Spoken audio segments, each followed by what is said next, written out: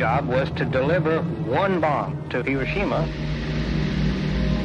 We wanted pinpoint accuracy.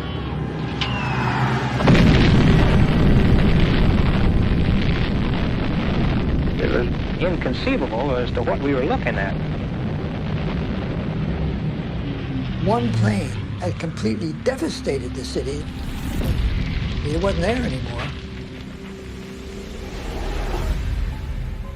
In the decades that followed Hiroshima and Nagasaki, the men and women of the Manhattan Project gave a series of candid interviews. We did discuss whether perhaps what we were doing was morally wrong. They talked about building and using the ultimate weapon and the secret mission that came next. The radiologist said, "You Americans conducted a human experiment." As the city smoldered, teams from the Manhattan Project went to Japan to study the effects of the bombs. The bodies, of course, of all the dead were at the rubble. So I'll never forget the stage. They were followed by American film crews who recorded scenes of such devastation, the footage was suppressed for decades. This is what the Americans saw and the Japanese lived through at the end of history's deadliest experiment 75 years ago. もう本当にそれこそ地獄を見たことないですけれどもね、この光景、こういう光景を地獄というのかもしれないなってその時一瞬思いましたね。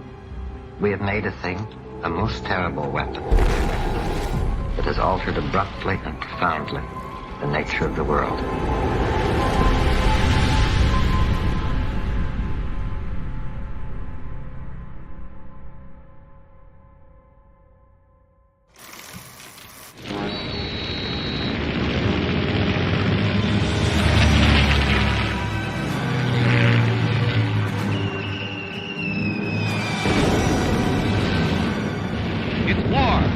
Our enemies, Japan, Germany, and Italy, are out in the open. The nation prepares to protect its traditions and its way of life. Our only cause now is victory. As the United States enters World War II, a group of American scientists with the support of Albert Einstein are secretly developing a weapon with the power to destroy cities: the atomic bomb. Many of the world's leading physicists are German. The Americans are terrified that the Nazis will develop a nuclear device first and believe their own effort is lagging behind.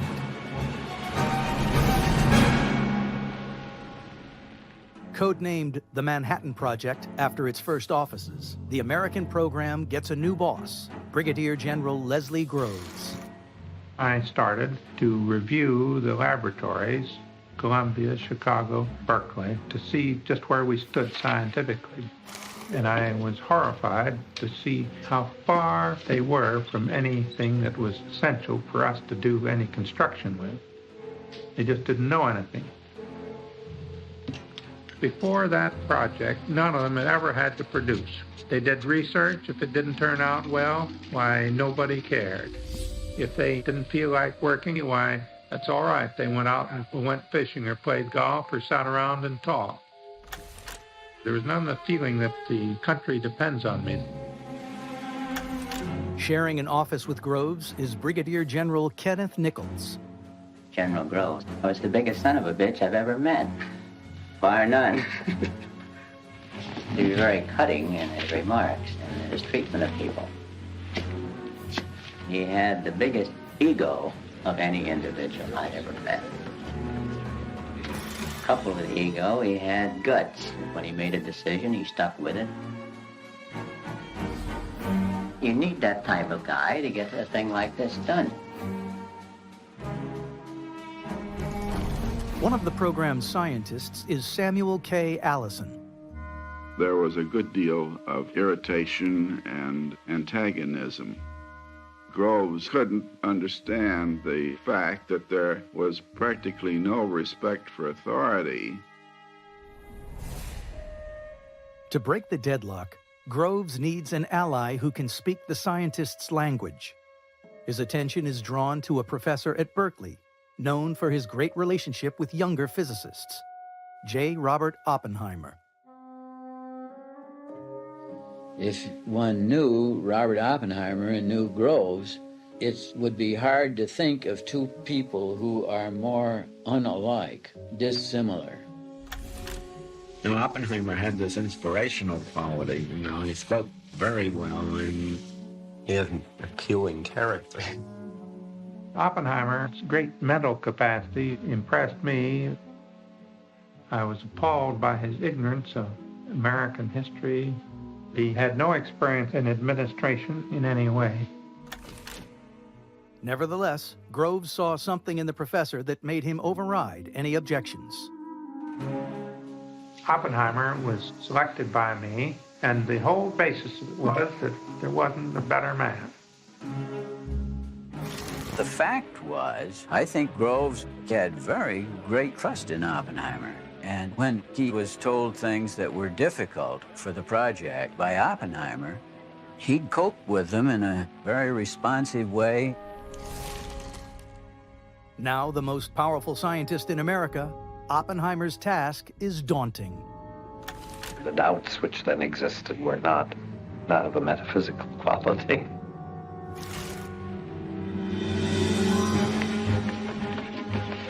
Struggling with the theoretical problems in designing a bomb, the Manhattan Project begins a massive recruitment drive. And young physicists like Philip Morrison suddenly find themselves in demand. We could see the war was coming closer and closer to the United States, and we were fearful. Hitler was running Europe. Germany was the leader of modern physics and seemed to have the threat of a nuclear weapon. Physicists were drained out everywhere. They disappeared. We knew very well when something was going on in Chicago about fission. And a lot was going on in Boston about microwaves. And I imagined that there was an atomic project, uranium project somewhere. That uranium project is focused at the University of Chicago, where scores of scientists experiment on ways to create chain reactions. In December '42, Bob Christie, who had been in my class in Berkeley, asked me to come to Chicago. And said, "Now, what do you think we're doing here?" I said, "Well, I don't really know. But it's pretty clear to me it has something to do with uranium." He said, "Yes, we are making bombs." This was the most extraordinary thing that I had ever heard anyone say. My life changed, absolutely. It's late 1942, and the Axis powers occupy large portions of Europe, North Africa, and Asia. In America, the Manhattan Project is finally making progress in the race to build an atomic bomb. But it needs a radiation specialist to understand the vast amounts of radioactivity that weapon could unleash. Working in Rochester, New York State, is Dr. Stafford Warren, a pioneer in the use of X-rays to detect breast cancer. Late '42, I was invited to lunch at the country club, and I met these two gentlemen in civilian clothes, Mr. Groves and Mr. Marshall. And they said, "And we'd like to talk to you in private." We got upstairs, and they looked in the closet and locked the door. They said, "We would like to have you work on a secret program in which we need a doctor who's familiar with things that you've been working with this and radiation." He said, "I won't answer that until we've tried you out." Then the security people came and they asked all our neighbors. They asked if Mrs. Warren played bridge, was she a gossip, how many children we got. Once you're in a highly classified program, your life is an open book. One of Warren's first assignments is to help Groves build a secret city in a remote corner of Tennessee. At Oak Ridge, factories will be constructed to refine uranium, pure enough to fuel an atomic bomb. Oak Ridge was a large area of very low-grade farming. The topography lent itself very well to isolating 3 or 4 big operations in little valleys, and it was difficult to get there. The only transportation was a few taxis in Knoxville. Oak Ridge is so remote, it needs all the amenities of a major city. We got to build a hospital. We'll also have to worry about recreation laws, things like that, because this is going to be a classified city, and we'll have to have all of the essential elements there. Anything that was necessary to keep them satisfied with the job. Brigadier General Kenneth Nichols is in charge of the day-to-day construction, but the plumbers, electricians, and carpenters he hires won't be told why they are building a city that is not on any map. We had recruiting teams out all the time, all over the country, to bring in the type of labor that we wanted. All right, I'll be there. Generally, you told a man no more than he needed to know to do his job. Carpenter didn't worry what we were making. He might be building a dormitory here, working in one of the plants, but he didn't know what it was going to be. I just learned the secret. It's a honey, it's a pip. But the enemy is listening, so I'll never let it slip. Because when I learn a secret, boy, I zip her up my lip. We would give them a cover story, classify it. For example, that we were making a catalyst for gasoline to extend the range of bombers. 99% of the people in Oak Ridge will not find out what they are actually working on until after the war has ended. We started from scratch and built the fifth largest city in Tennessee. At its peak, Oak Ridge will house 75,000 people and consume more electricity than New York City.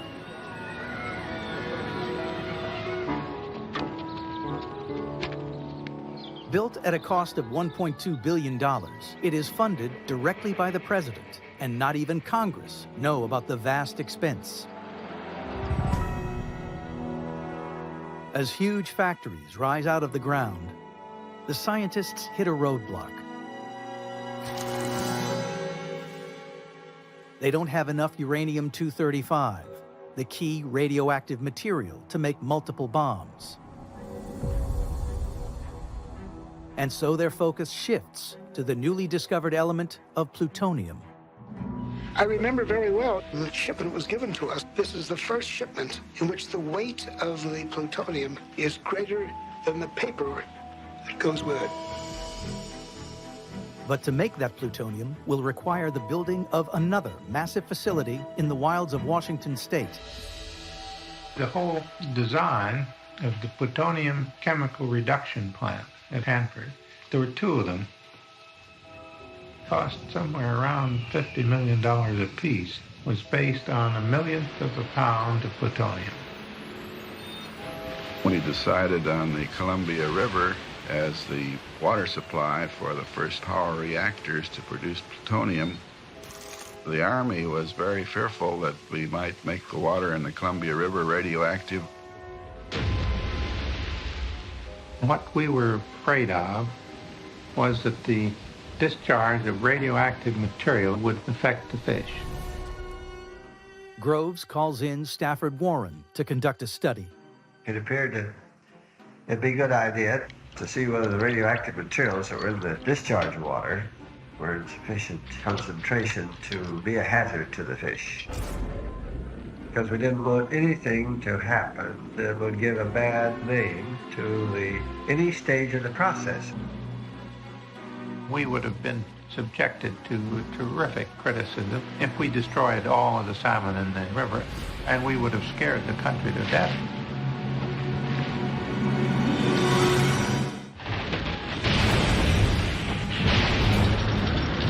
It's early 1943, and the outcome of World War II hangs in the balance. At Stalingrad, Russia successfully beats back the Nazi onslaught, but at a cost of 500,000 men. In the Pacific, U.S. forces suffer several thousand casualties as they take control of the strategically important island of Guadalcanal from the Japanese.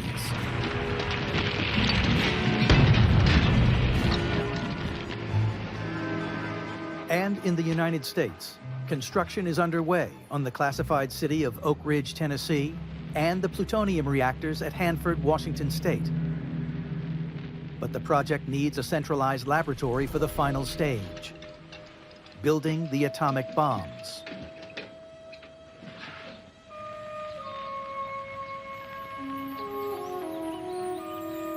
Oppenheimer suggests Los Alamos, which happens to be near his vacation home in New Mexico. We had a ranch, Sangre de Cristo, New Mexico.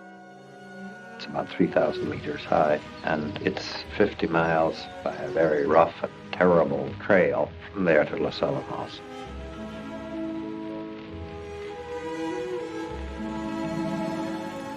It was in an area isolated enough so that any experiments wouldn't attract the attention of people. At Los Alamos, there is a boys' school that is struggling financially. It was a school for rich Easterners who wanted their sons to learn what it was to have a horse and to live outdoors. We sort of looked at it casually. There were enough buildings there so we could move in and get started without waiting. Didn't take me long to say, well, this is it.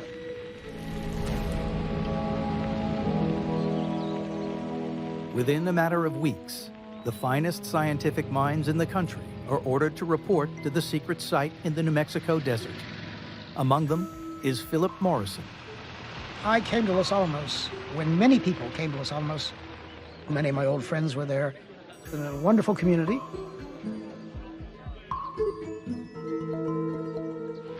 Of course, we worked around the clock 6 days a week and Sundays too. Because every day we read of the battles in which our friends were being killed in droves. And we were the bottleneck in the manufacture of a weapon which we didn't make first.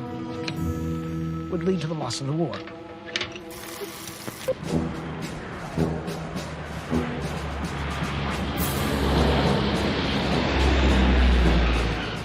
In the fall of 1944, ace pilot Colonel Paul Tibbets gets a call from the brass.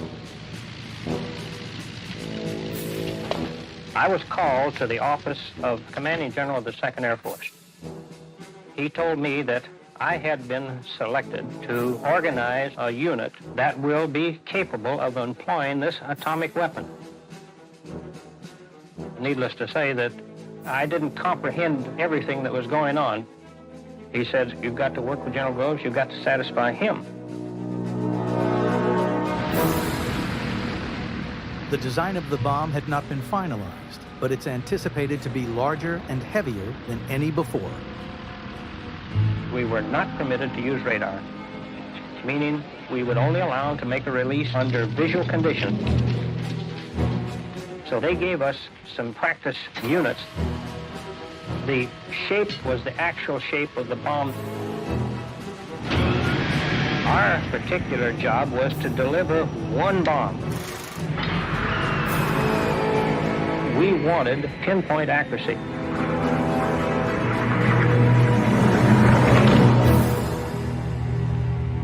But at Los Alamos, the scientists' faith in building a real bomb is about to be shaken.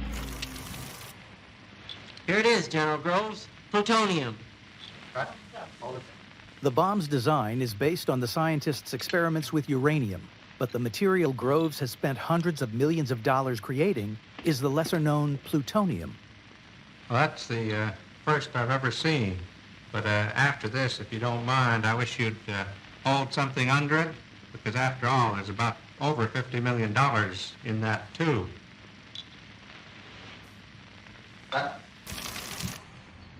But initial tests show this plutonium is so volatile, it can burn itself out before the weapon leaves the lab, making it a dud. The kind of plutonium material they were making was too radioactive ever to make a bomb, according to the design that was then current. Physicist Robert Backer witnesses the repercussions. That then caused the whole project to have an enormous crisis.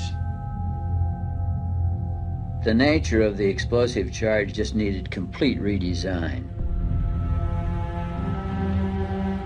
Groves, when I told him first, went just as white as that sheet of paper. Uncertain now if plutonium will work, Groves orders the labs to develop a uranium bomb and a plutonium bomb at the same time. There were two bombs in everybody's mind as soon as this was discovered. The fat man and the little boy. It will be a race against time to get a functional plutonium design before the war ends. The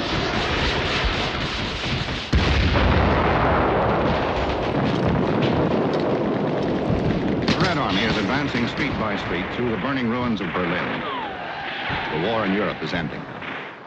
On the other side of the world, in the Pacific, on the islands and coral atolls, the Japanese are resisting fanatically. The toll of United States dead and wounded on the beaches and the jungles is rising. As it became apparent that the Germans would be defeated, Groves began to talk about targets in Japan with Roosevelt. As the idea of using the atomic bomb to end the war gains traction, Colonel Paul Tibbets, who will drop the bomb, is brought more fully into the plan. I was called into a meeting in February or March of '45 here in the Pentagon, in which I was told that certain targets had been selected in Japan that had not been bombed. And the reason was they wanted to be able to make bomb blast studies on virgin targets once the bombs were used.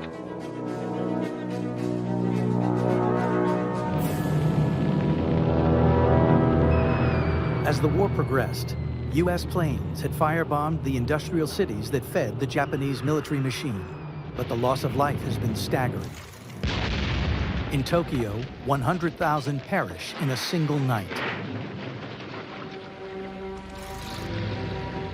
There was a great problem of trying to find targets because we had bombed so many cities. They tossed around Kyoto as a prime target, and that was thrown out because it's a religious center. The targets shortlisted are Yokohama, Gokura, Niigata, Hiroshima, and Nagasaki. But suddenly, the project is faced with an unexpected twist. The grief-stricken nation mourns the death of Franklin Delano Roosevelt, President of the United States. Vice President Harry S. Truman takes the oath of office as 32nd President. Groves is called in to brief his new boss. As far as I know, and I've never heard anything to the contrary, Mr. Truman knew nothing about this project until he became president. Groves quickly receives the backing of the new president. But whether the bomb will actually work is still in doubt.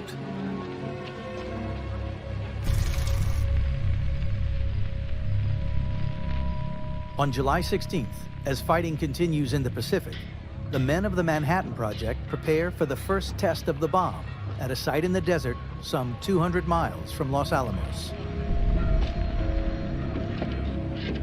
The entire team works around the clock to get the device ready. But the most critical job falls to Robert Backer, head of the so-called G Division. G stood for gadget. It was a simple code word for the bomb. The problem of getting ready was pretty rough. Designed to be the most powerful weapon in history, how much destruction the explosion will cause is unknown. Most observers are positioned 20 miles from the bomb site. But Dr. Stafford Warren fears that may not be far enough. I was the only one doing any worrying about afterward. We began to lay out a plan for distributing the people around in case we were wiped out at the headquarters. There was a ditch there which had some dried weeds and some hay in it, so we suggested that everybody lie down in the ditch. Oppie, he was in the bunker where a lot of the control equipment was. Well, in 40 seconds, we'll know the stakes are pretty high. It's going to work all right, Robert. And I'm sure we'll never be sorry for it. 39, 38, 37.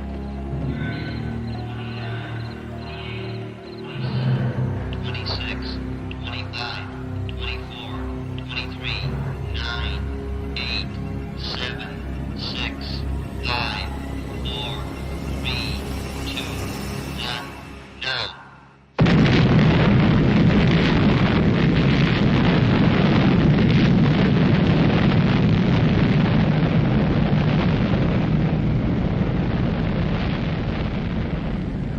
first, of course, there was a feeling of great heat, as if you just opened a great big furnace door.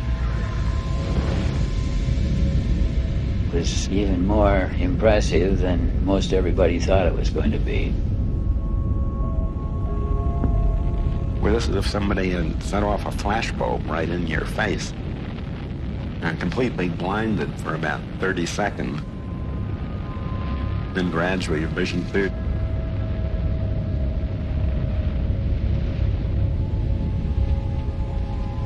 I remembered the Hindu scripture.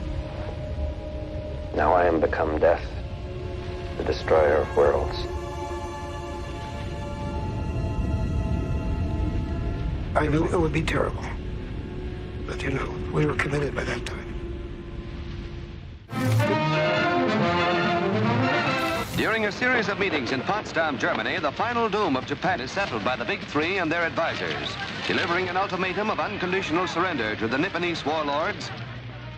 The day after the explosion in New Mexico, Truman meets his Soviet and British allies to discuss how to end the war in the East. Let's not forget that we are fighting for peace. Although it does not talk openly of a nuclear device, the Potsdam Declaration warns that if the Japanese do not immediately surrender, they will face prompt and utter destruction.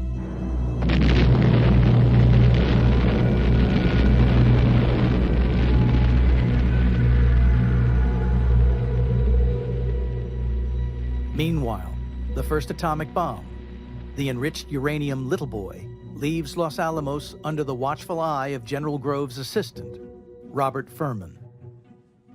When the bomb was ready, General Groves sent me out to pick it up. And I remember the authorities in Los Alamos wanted a receipt. So I signed a receipt for an atomic bomb. Then they decided it was too secret for me to keep the receipt. And they actually developed a receipt for the receipt that I had just given them. Then I took the bomb in a convoy down the mountain. And then we had a flat tire. Very secret, very important project. Stood by the side of the road while some GI fixed a tire. At Albuquerque, I got on a plane with the bomb. There was a plane ahead of me and one behind me, and we flew without incident over to San Francisco and took the bomb aboard the Indianapolis, which then sailed the Pacific. What I carried was really half the bomb, because if I had the whole bomb, the thing would blow up at any time. So the other half was flown over. The warship USS Indianapolis carries Furman and the bomb across the Pacific to the island of Tinian in record time. But only 3 days after depositing its precious cargo, the Indianapolis is sunk by Japanese torpedoes in shark-infested waters. Of the nearly 1,200 men on board, only 316 survive. At the same time, at Los Alamos, the scientists are having second thoughts about their experiment. Once it became clear the Germans were beaten, the original sense of fear and anxiety disappeared from the project. At Los Alamos, there was certainly concern whether somehow the project was no longer necessary. Young physicists like Robert Wilson are deeply concerned by the ethics. I organized a small meeting at Los Alamos. The title was The Impact of the Gadget on Civilization. And between 30 and 50 people came. We did discuss whether perhaps what we were doing was morally wrong. There was a great deal of feeling of hesitancy, but there was a great deal of feeling it was not our responsibility to decide. With trademark charm, Oppenheimer intervenes to keep the scientists on track. Oppenheimer's view was that unless we found out if there was such a thing as nuclear weapons, you could hardly build a peace in which nuclear weapons were not recognized. On that logical basis, we all decided that that was right and that we ought to go back in the laboratory and work as hard as we could to demonstrate a nuclear weapon. But that does not entirely settle the matter, as over 100 scientists from Oak Ridge and the Chicago lab dispatch a secret letter to the White House insisting that the bomb should not be dropped without prior warning to the Japanese. The idea is rejected by the military, not least by the man whose job it will be to drop the bomb, Paul Tibbets. When we were on the island, I heard certain things. One of the things suggested was that we drop this weapon where they could see it explode, and from that realize that we had a terrible weapon of destruction. I would liken this to the fighter in the prize ring. I don't see any reason to telegraph your blow. Everybody on the military side wanted to see it dropped. From where we sat, the Japanese were determined to fight to the very end. The whole country was being directed by the military, and the military would not give up. At Okinawa alone, 50,000 American casualties. The military is determined to fight to the death. Their plans are carried out by the kamikaze pilots. Sworn to give their lives for the emperor and the honor of the nation, they carry on the only air war left to Japan. If we didn't use the bomb, it would have come out sooner or later in a congressional hearing, if nowhere else.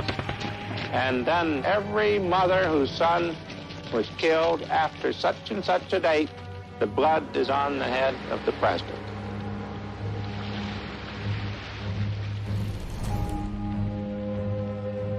The debate ends, and a few days before the bomb is to be dropped, scientists Robert Serber and Philip Morrison are dispatched across the Pacific to help arm the bomb. The night before we took off, the people from Trinity had arrived in the Marianas, and they had with them colored photographs of the Trinity explosion in New Mexico. So we got the gang together. Gentlemen, we met at Wendover for the first time about 10 months ago. I told you at that time that I had great hopes that the mission that we were about to undertake could end the war. We didn't use the word atomic bomb. We did not use that, but we said, okay, now this is the bomb. This is what will happen when we make our flight tomorrow. This is what we're going to see.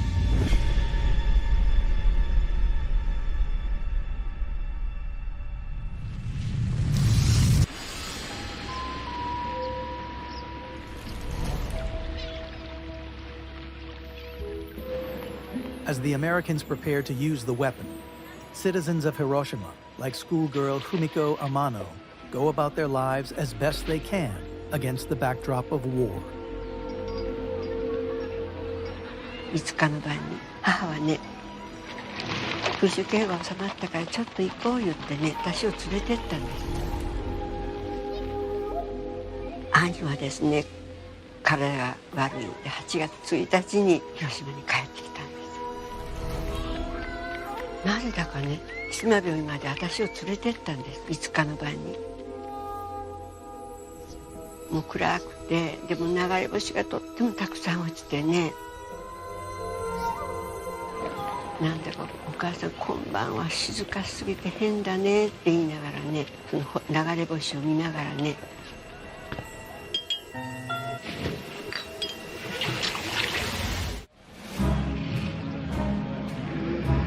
It's the early hours of August 6th. On Tinian Island, pilot Paul Tibbets assembles the crew of his plane, the Enola Gay. After months of practice in the Utah desert, final preparations are being made for the first atomic mission, the culmination of an experiment years in the making.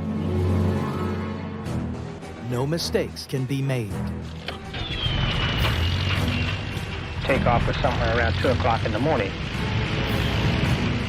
It had been agreed that we would not take off with the bomb arm because should there be an accident of any kind, the chances of losing half of the island existed. Among the planes accompanying the Enola Gay are 2 carrying scientists from Los Alamos, there to survey the biggest explosion in history. We climbed up to our altitude, started on our way to our rendezvous at Iwo Jima. With 1,500 miles to Japan, Tibbets must level with the crew. Once we were airborne, I crawled back where the enlisted men were, poured some coffee, and I told them actually what we were doing and what we were carrying. One concern is the aftershock could knock the plane out of the sky.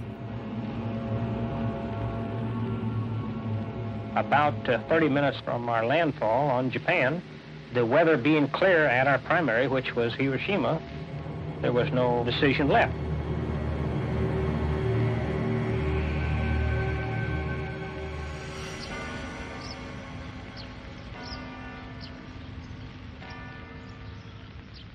Oblivious to what is coming, Hiroshima residents like 6-year-old Takako Kotani wake to a beautiful summer's morning.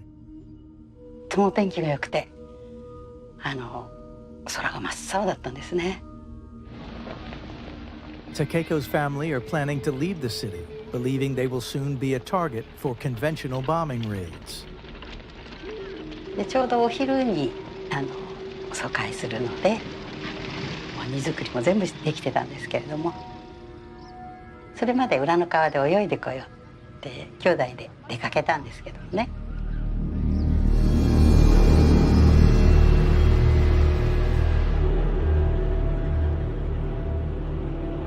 飛行機の音が聞こえて、みんなで見上げて B2 行くかねって言ってたんですけど、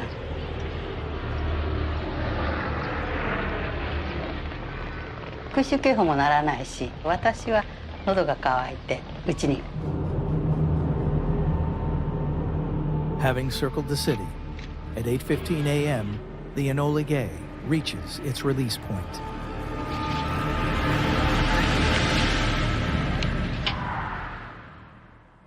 で台所で水を飲んでた時にドーン、ものすごい音で壊れたうちの下敷きになったんですけどね。The bomb blast hit us in 2 different shock waves. We continued our turn to head directly back towards Hiroshima. It was kind of inconceivable as to what we were looking at there. This explosion was so big that it seemed almost unreal. Exploding 1,870 feet above the ground, the bomb unleashes a shockwave that spreads 15 miles within a minute and a ball of fire 1 mile high. 工場に着いて、工場の中の、しかも私の職場の鉄骨の中にいたんです。目を開けたらもう悶々としてたんです。でも山の上から見た広島はもう煙がどんどん出てから燃えてるから、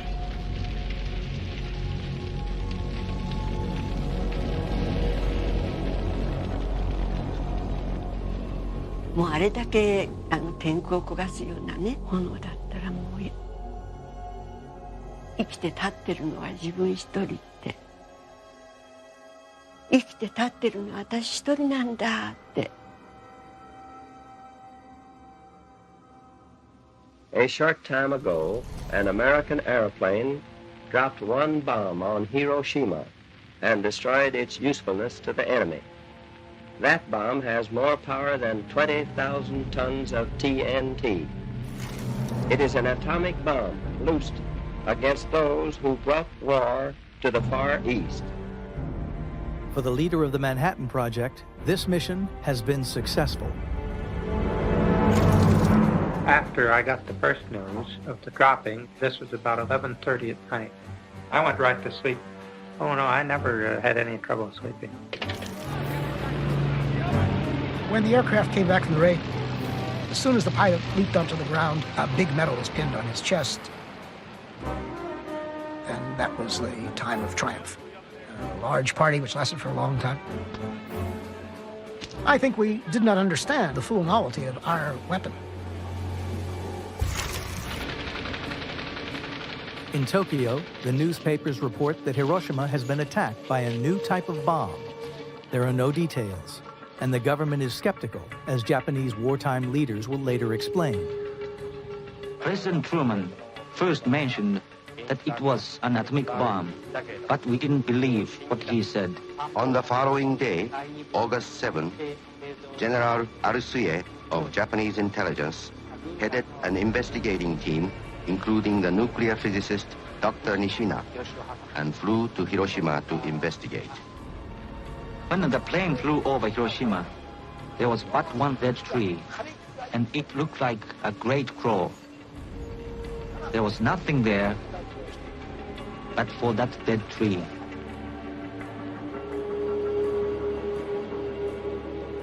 But Dr. Nishina, the nuclear physicist, said it's the atomic bomb.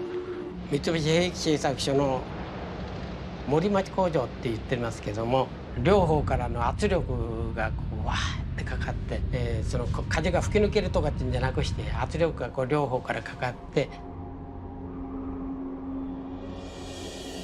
トンネルから出てみたら、このそばに女子寮っていうのがあるんで、女子寮から女の人がわーって逃げてきた時、髪の毛がこう後ろになびくっていうんじゃなくして、右にも上にもっていうことで逆たっていうんでしょうかね。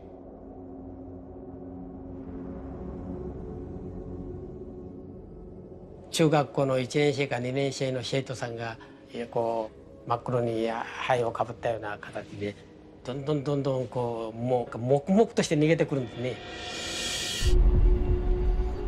But in spite of this discovery, the Japanese do not surrender.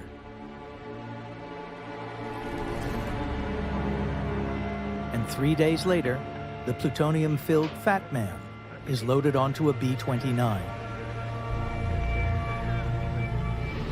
The bomb is due to be dropped on the city of Kokura.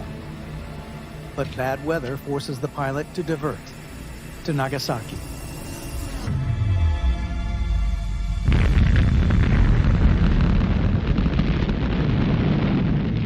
Exploding over Nagasaki at 1,650 feet, but slightly off target, its effect is nearly as devastating as the uranium bomb in Hiroshima.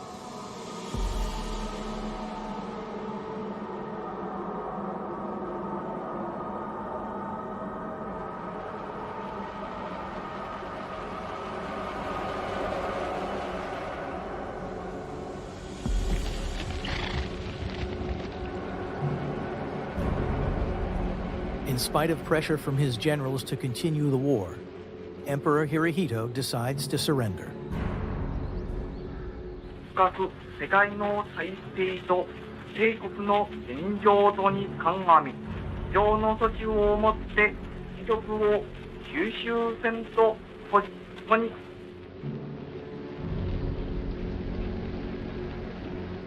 In Hiroshima, the surrender has come too late for Takeko Kotani and her family. で、弟は爆風で飛ばされて、もう本当に探してやっと見つけて帰ってきたんですけどね。そしたら真っ黒い顔してたので、母が自分の洋服で顔を拭いた時に顔の皮がずるっとむけて垂れ下がったのを今でも忘れられないんですけどね。意識がなかった弟が被爆から4日目、8月10日の朝目を開けたんですね。で、母が水だけでも飲ませてやろうと思って水を含ませたら、それを一口飲んで「お母ちゃん、飛行機恐ろしいね。水おいしいね」って言って亡くなったんですけどね。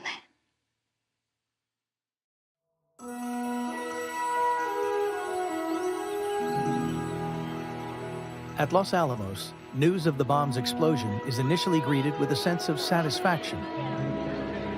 But at this point, little is known about the effects of the atomic bomb experiment. Awaiting news is Chief Medical Officer Dr. Stafford Warren, the project's radiation specialist. Well, I think it was about August 12th I suddenly was tracked down by a GI in a car who said the gentleman wanted to talk to me. And he said he was offering me, not ordering me, because the situation was pretty delicate, the chance to lead a party into Nagasaki and Hiroshima to study the casualties, and above all, what contamination and radioactive material was on the ground. When planning the bomb, physicists calculated that if it exploded above a certain altitude, the dangerous byproduct of radiation would simply be blown away. It would be Stafford's job to find out if this really had been the case. The expectation had been, with the high detonation of the two bombs, that there would be almost none on the ground to study. Allowed only one call to his wife, Warren heads to San Francisco to begin the long journey west. There were about 20 of us, GIs and officers, medics.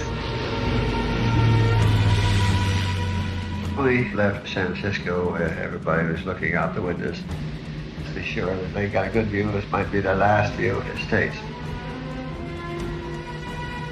We had no idea what to expect. The mission comes with risks. Although the Emperor has announced the Japanese surrender, no formal peace has been reached.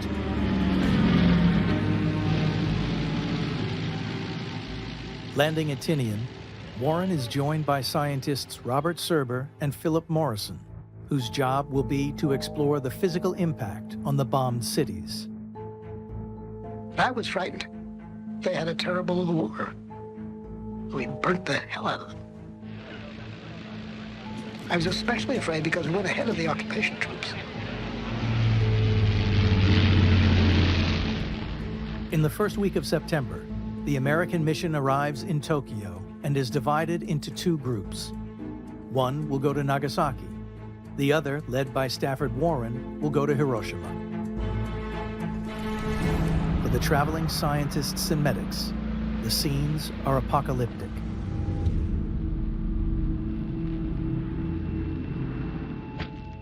Images captured by the first American cameraman in color footage, large sections of which have never been publicly broadcast, and are shown now with black and white footage, confiscated from Japanese film crews.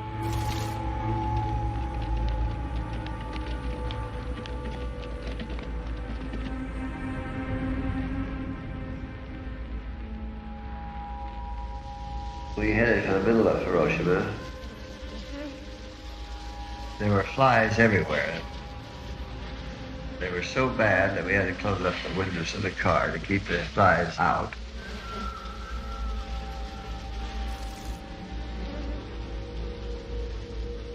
And you would see a man or woman with what looked like a polka dot shirt.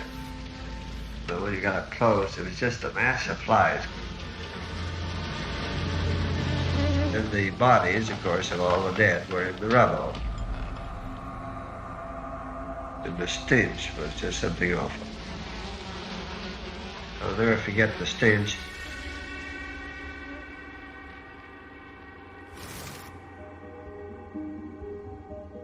"185 miles to the southwest, the second American team nears Nagasaki. Their radiation doctor is Navy reservist Shields Warren. He's had no prior involvement in the Manhattan Project, but on hearing news of the bombs, he lobbied his superiors to send him to Japan. I thought that we had grave responsibility to get medical teams into the area. And I was very urgent because the atomic bomb survivors should be studied.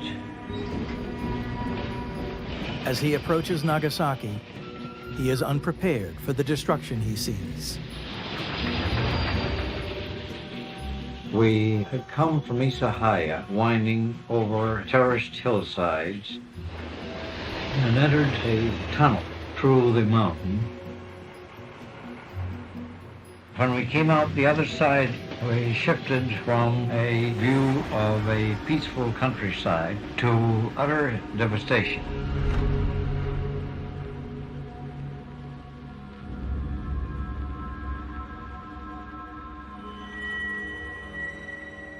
In Nagasaki, the survey discovers the bomb has damaged or destroyed 88% of the buildings in the city, over an area of 40 square miles.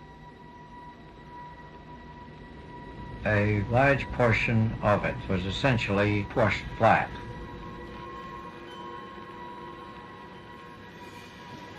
The steelwork of the Mitsubishi shipbuilding plant looked exactly as though a giant had simply smeared it with his hands.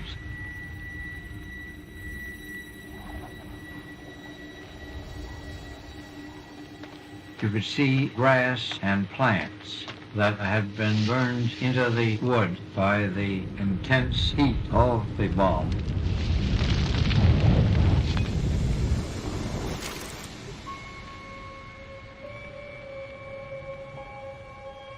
Back in Hiroshima, a nervous Stafford Warren and his team settle in under the watchful eye of their Japanese hosts. We were the first ambassadors in the country.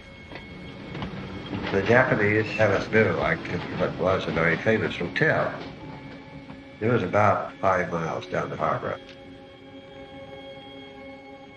There were guards, armed guards. We couldn't understand them very well. But I said, it's very strange to be here if somebody decides that we are the very culprits that blew up their cities.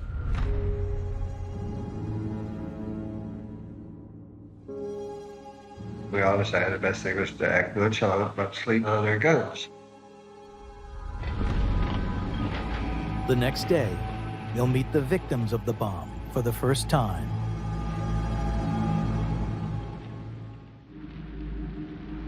The second morning, we began to be aware that in the bushes were vague forms with white bandages. It turned out that here were probably 10,000 casualties being treated as a kind of outdoor hospital. We asked are there any of these that we could do anything for, because we had penicillin with us, but they said no. The Japanese have agreed to cooperate with the American survey on the condition that they do not interfere with the work of local doctors. They are here only to observe and record. Under the terms of the treaty, we are not allowed to treat any Japanese ourselves. Of course, sooner or later this broke down. We were treating them just like the Japanese were. There are lots of things we ought to have done that we just couldn't do. Initial estimates have put the fatalities from Hiroshima at more than 70,000, but the death toll keeps rising. And the doctor's job is to decipher what it is about the atomic bomb that has caused these injuries.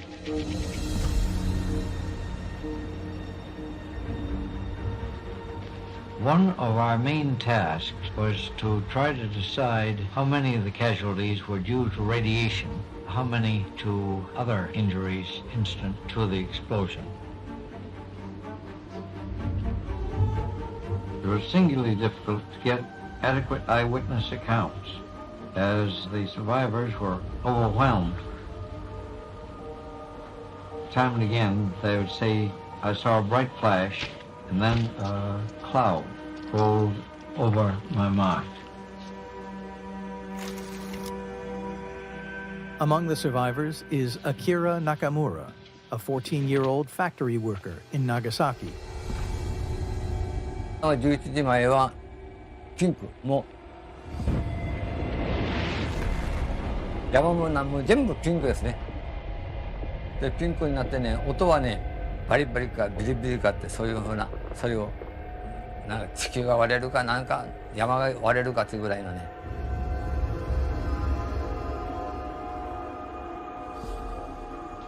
鉄骨の中に埋まってますから、意識が覚めた時には日が沈む頃ですから。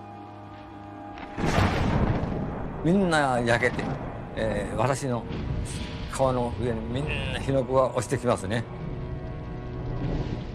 私動けないから払うことはできないでしょ。私の家に登っていったら私の家は焼けてなかったですね。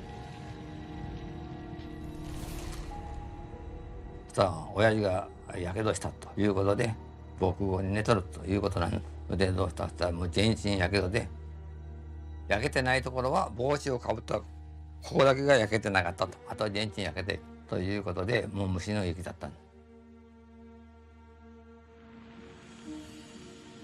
The accounts of the explosion confirm the medics' expectations about the immediate effects of the bomb blast. But what they are really here to discover is the invisible effect of the radiation. We weren't particularly interested in skin burns.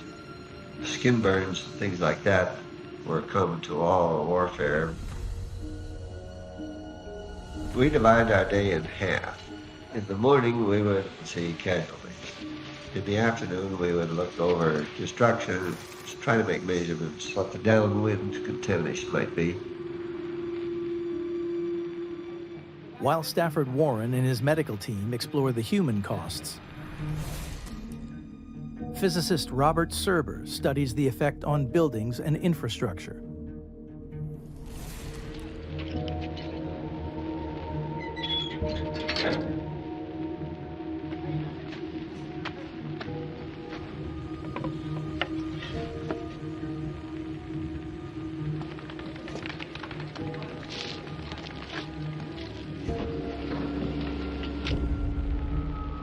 Bill Penny and I wandered around Nagasaki and Hiroshima, for several weeks, completely alone. And the thing that was really astonishing about the whole thing was we had no difficulty at all with the people. We wandered around the ruins among people whose families had all been killed. We had no feeling of danger at all. The scientists want to establish how the blast effects in an atom bomb compare to conventional weapons. To do this, they must verify the height at which the bomb exploded.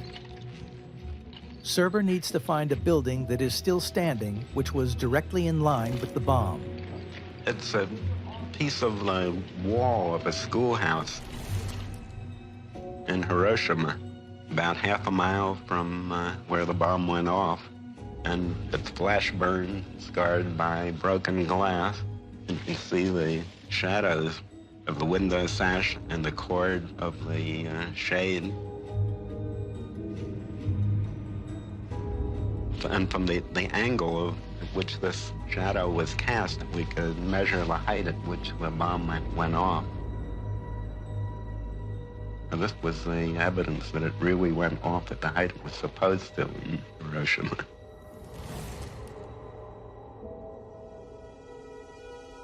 Meanwhile, Philip Morrison searches the city to quantify the effects of the radiation. I went around, just as Bob Silver did, and tried to look for significant clues. Measuring, confirming the Japanese measurements on the site. But with a month having elapsed since the initial detonation, he needs local help. I discovered a man called Kimura. Kimura lived in a little one-room shelter, and he had a very nice electrometer and a stopwatch and a slide rule, and many, many foils that he had collected with phosphorus on them from the bones of the victims. And he had measured these radiation doses and done the right calculations all over the city. Contrary to American expectations, Kimura's results show vast quantities of highly toxic radioactive matter fell in doses up to 1.5 million times greater than that judged safe for a medical X-ray.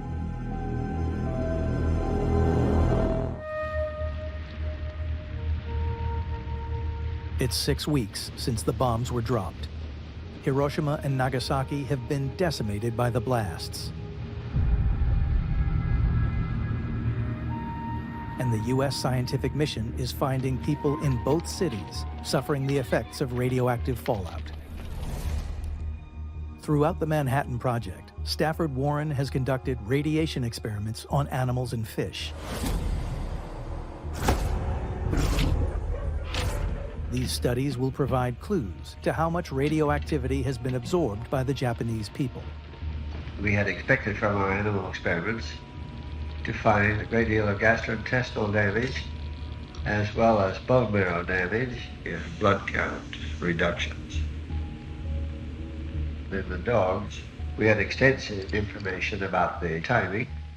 We didn't know what the timing of these clinical changes would be in the humans because there was no prior experience. While the team had guessed most deaths would come from the bomb blast, the radiation is causing a second wave of fatalities. Sawako Tamura is one of the nurses who witnessed it. やけどが収の人が収容されてきたんですけど、見た時にはどうやって治療していいかわからん、薬も亡くなった人たちは住所も氏名もわからない人たちがたくさんあったんで、案外軽症の人で 2,3 日収容してからのうちに男の人も女の人も髪の毛がボスッとちょっと引っ張ると全部抜けるんですね。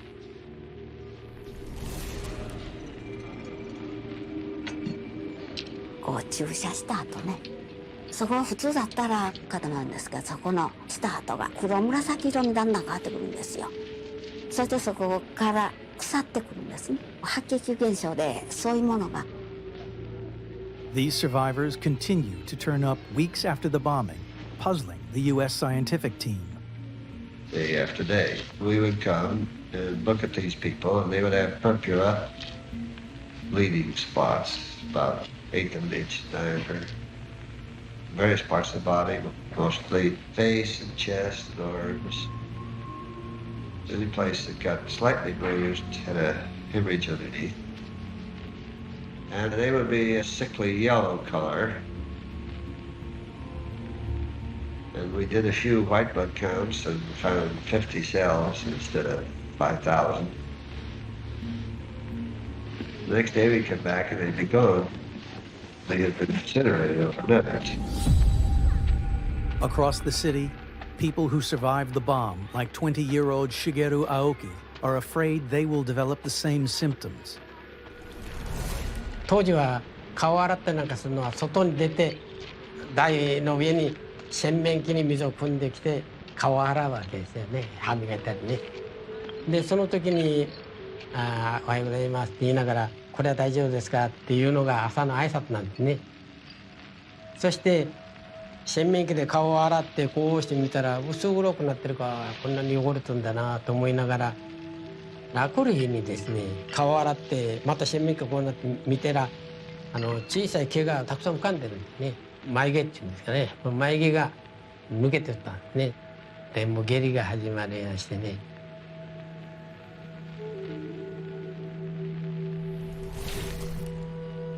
One theory why many continue to show symptoms is that 2 hours after the bomb fell, a storm broke over Hiroshima. The water mixed with radioactive dust from the explosion, creating a toxic black rain that fell on the survivors. 肘山の東側だから焼けなかった。でも天井というか屋根が吹っ飛んで雨が降って、そう雨がもうわーっと降り込むような状況になった桃園の家があって、9月の1日に突然高熱を発しましてね、もうかすり傷一つなかったのがね、急性白血症ですね。もうそこからとね、本当に一言も言わないでもうとにかくもう横になって、で4日後9月の4日に黙って母親は死ぬんです。Though the radiation has killed tens of thousands, in a rare case, Shields Warren encounters a doctor who has actually benefited from the bomb. One remembers little oddities. The professor was suffering from leukemia, and he was actually helped by the bomb. He got about 300 hour, and it shrank his spleen appreciably. It's a singular case of good fortune. The team discovers radioactive fallout extends for 30 miles beyond the city. In the final toll, it's estimated 140,000 people died from the initial explosions, but a further 60,000 die from radiation sickness between August and November. As the team is ordered home, talk turns to the helpful role of the local Japanese. By the 26th of September, we had located most of the survivors. Without the wholehearted cooperation of the Japanese, we wouldn't have been able to accomplish a fraction of what we did. And I was tremendously impressed by the cooperation that we had, not only from the scientific Japanese, but at every level. The only nuanced but clearly present resistance that I found from any Japanese in my entire tour through Japan. The radiologist was Suzuki from the University of Tokyo, very distinguished. He said the following things I'll never forget. Very polite, quite good English. Dr. Morrison, yes, I have some experience in radiation, whole body radiation, but mine was only a few dogs. You Americans conducted a human experiment.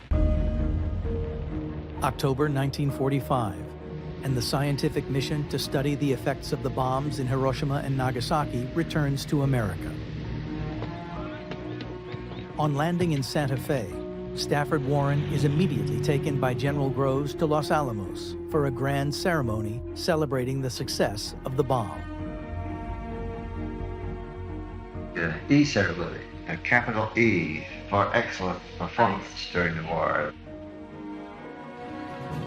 In any case, the men and engineering district job was done. It had delivered the bombs better than they had expected from a military standpoint of view.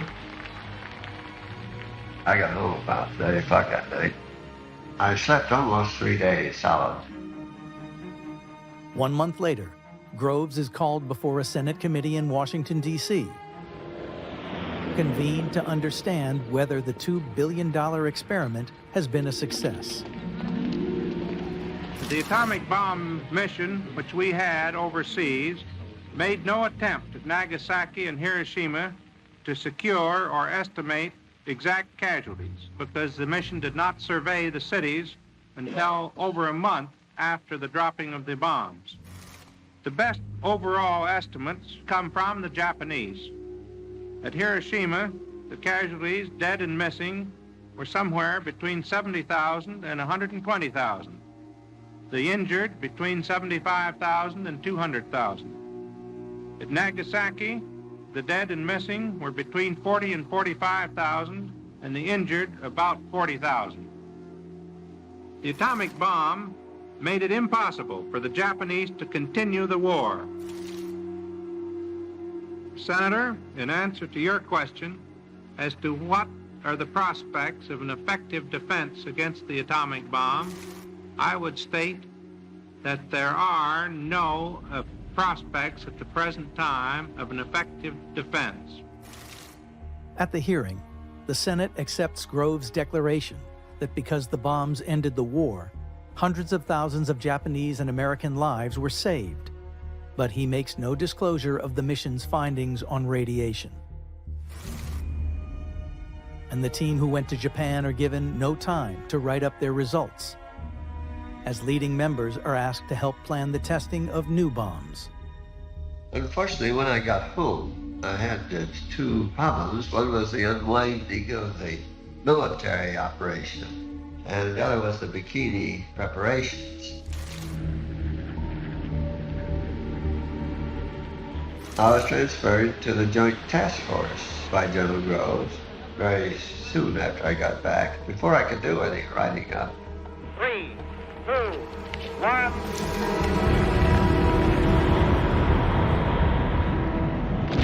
The only write-up is the Army Historical Unit's report of my office. That is rather sketchy. And then Shields Warren was appointed as my successor. Eventually, a monograph on the acute effects of the atomic bomb in Japan came out.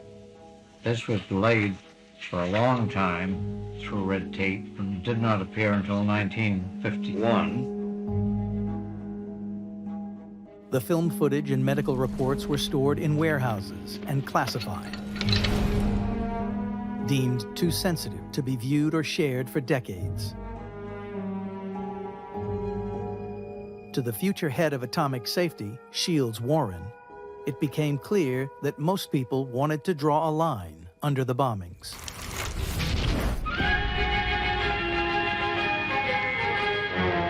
Washington is jubilant, and in Chicago, more than 1 million sing and dance in the streets.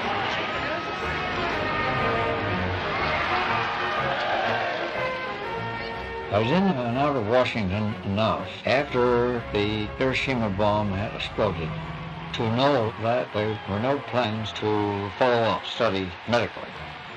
It was quickly apparent that the general tendency in government, and indeed the public as a whole, once the war and immediate post-war period was over, was to go back to things as usual and not realize the entirely new type of scientific world into which the development of the atomic bomb had thrust us.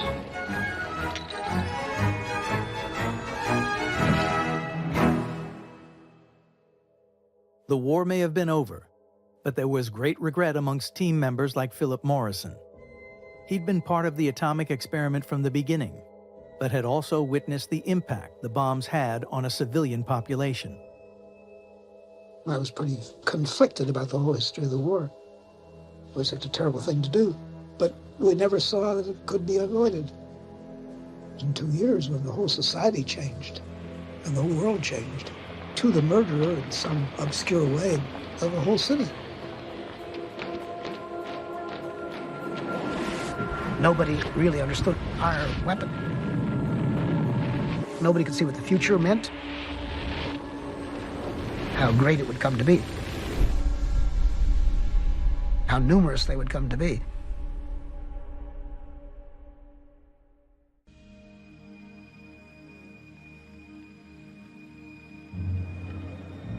In the years that follow the bombing of Hiroshima and Nagasaki, deaths continue to grow, with 60,000 more people perishing from radiation-related illnesses across the next 7 decades. The morality of dropping the bombs continues to be debated, but for those who built them, its success remains a necessary evil to end a war that had already cost millions of lives. The Manhattan Project is a tremendous project. It built 3 or 4 cities. It managed research in 6 or 7 universities. It's a miracle the bomb was developed. It's wonderful that we were able to use it to end the war. But the dropping of the atomic bomb started the atomic age. It's the biggest thing that we have to manage. A message reiterated by the architect of the bomb, J. Robert Oppenheimer. I have been asked whether, in the years to come, it will be possible to kill 40 million American people in the 20 largest American towns by the use of atomic bombs in a single night. I am afraid that the answer to that question is yes. Oppenheimer will spend the rest of his life speaking publicly about the dangers of his invention. Members of the Academy, some of you will have seen photographs of the Nagasaki strike, seen the great steel girders of factories twisted and wrecked. Some of you will have seen pictures of the people who were burned. We have made a thing that by all the standards of the world we grew up in is an evil thing. A most terrible weapon that has altered abruptly and profoundly the nature of the world.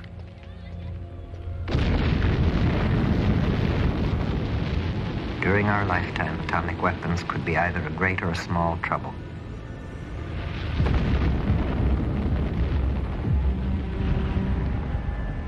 pattern of the use of atomic weapons was set at Hiroshima.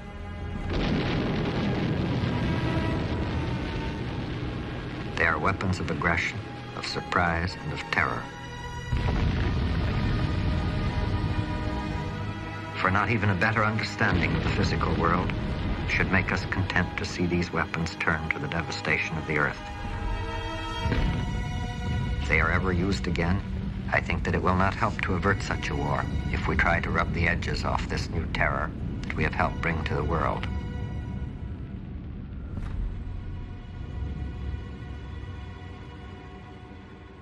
I think the only hope for our future safety must lie in a collaboration based on confidence and good faith with the other peoples of the world.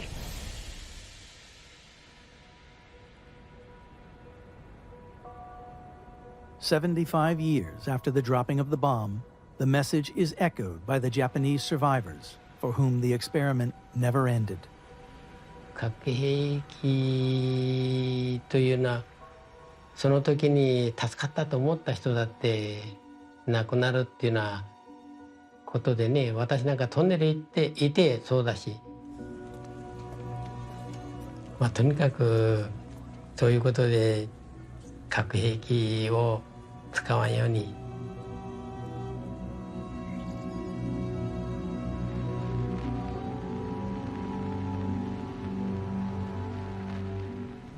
そしたらちょうど昭和25年とか6年とか、私が小学校6年生の時に母は白血病で亡くなったんですけれども、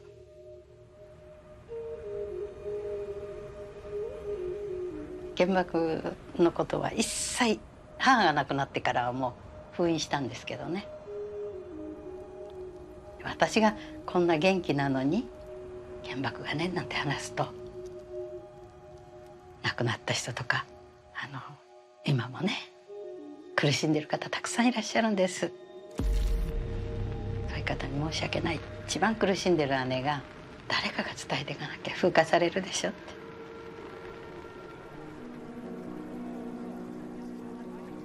Every year, on August 6th, Japanese gather with lanterns to remember the dead and remind the world of the scars of the bomb.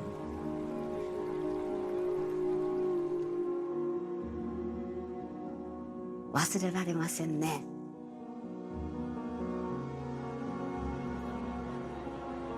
だからそういうものは絶対に使ってはいかんと。世界の人々案外安易に核兵器や何や言ってますけど、いつでもそういうもの悲惨さを見たものはもう二度とああいうものはと思います。今はその威力がすごいあるでしょ、作られとるんが。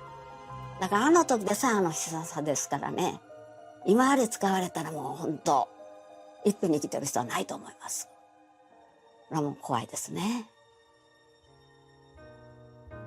見慣れた街振り返